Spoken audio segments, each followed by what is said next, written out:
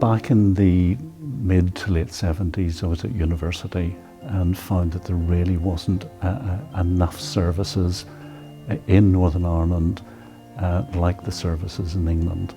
And so I decided to come back and begin to set up services in Northern Ireland. I really wanted to work with people with mental health problems, and that was partly dictated by my having had some depression as a teenager, which hadn't been diagnosed, and I really hadn't understood what depression was in my teens. So that partly drove me to want to work with that group of people. Praxis started life as a mental health charity, but after about 10 years, the Health and Social Care Trust in Northern Ireland began to ask us to work in the field of learning disability. So we cover both areas. A young 20s, early 20s, and really didn't know how to grow a charity. And I really had to look for some advice from other organisations. And the one organisation that did give me that advice was Northern Ireland Voluntary Trust, which has now changed its name to the Community Foundation. And it was Hugh Fraser at that time, and Hugh just believed in the vision that I had. And that vision really was about helping those people in the community to live as normal a life as possible, those people with mental health problems.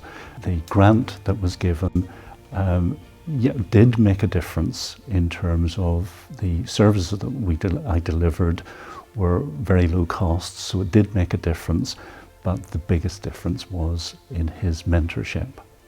And that made a difference, and that gave me contacts, and it gave me the confidence to be able to talk to the Health and Social Care Trusts. I decided in 1980 that I wasn't going to become a charity that was going to rely on fundraising for sustainability. I decided that I would take a slightly more business approach and talk to Health and Social Care Trusts about cost and quality, and they needed to be paying for that as opposed to the public paying for it. And that policy has worked. As a result, Praxis is, I think, the largest social care charity in Northern Ireland.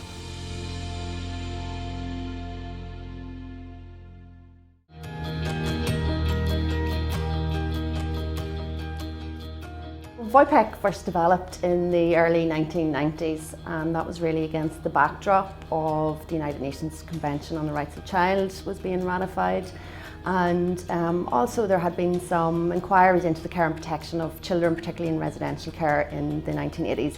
A group of concerned professionals and social workers came together in a forum, and really then what they decided to do is to talk to young people in care. And so on the 21st of October 1993, a group of 57 young people and practitioners came together, and from that meeting the idea of Voypic was born. Where I was living, they brought us to the Voypic, the very first Voypic conference, so we went along, and then at the conference they asked about people joining up for things, so I did join up, but I thought I'll go for one just to pacify everybody because it's probably just run by social workers. So I went along to the first meeting, which was to become the steering group, and 23 years later I'm still there. Funding from the Community Foundation, or NIVT as it was then, was really crucial to the early development of the organisation. NIVT funded 4 care experience development worker posts, and that was really crucial in helping us lay the foundations to the organisation. It meant that children and young people were involved directly and had a direct input into how the organisation would develop and the support that it would provide to young people. We work and support over 650 children and young people each year, and that's through our independent advocacy service, through our group works activities, and through the one-to-one support that we provide to children and young people.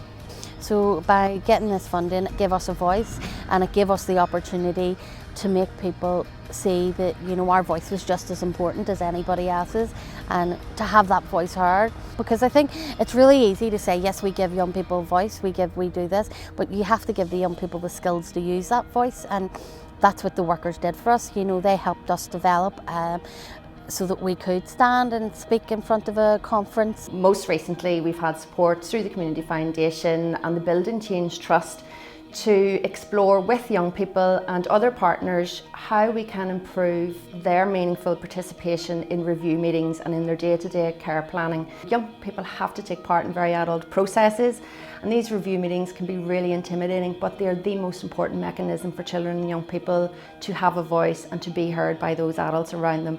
So this funding has allowed us to reach out and work in partnership to make sure that we still continue, we don't rest on our laurels and we're not complacent, that we're still developing our practice to ensure that we're hearing the voice of the child.